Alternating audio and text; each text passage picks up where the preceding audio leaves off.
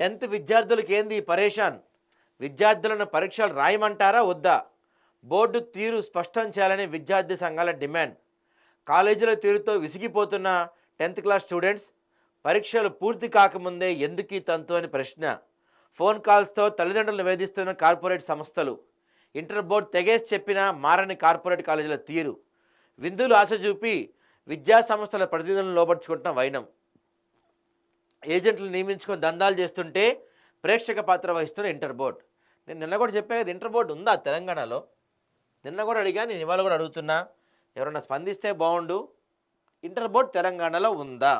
ఏడాది చదివిన చదువులకు గాను ఏడాది చివరన పెట్టే పబ్లిక్ పరీక్షల్లో మంచిగా పరీక్షలు రాసి చక్కటి మార్కులు తెచ్చుకోవాలన్న తలంపుతో ఉన్న 10th క్లాస్ విద్యార్థులకు ఆల్ఫోర్స్, శ్రీ చైతన్య, నారాయణ వంటి కార్పొరేట్ విద్యాసంస్థల ప్రతినిధులు కంటి మీద కొనుక్కు లేకుండా చేస్తున్నారు. హలో సార్ అంటూ పలకరిస్తూ పరేషాన్ చేస్తున్నారు.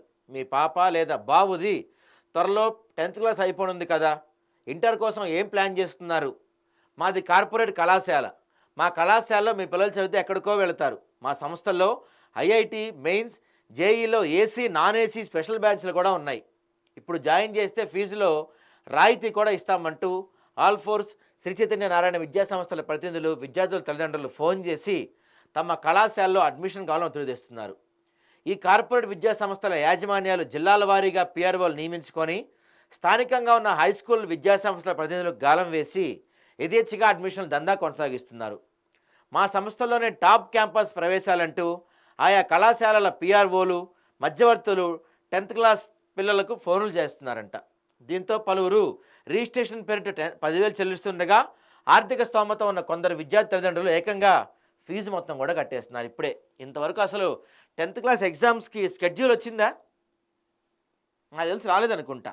10th ఎగ్జామ్స్కి ఇంతవరకు స్కెడ్యూల్ రాలేదు. అప్పుడే వీళ్ళు ఇంటర్ కోసం అడ్మిషన్స్ చేసేస్తున్నారు. యాక్చువల్ లెక్క ప్రకారం ఏంటి, బోర్డు చెప్పాలి అడ్మిషన్ స్టార్ట్ చేయమని. అడ్మిషన్ స్టార్ట్ చేయమని బోర్డు చెప్పకుండా వీళ్ళు అడ్మిషన్స్ చేసేసుకుంటూ వెళ్తున్నారు వీళ్ళు.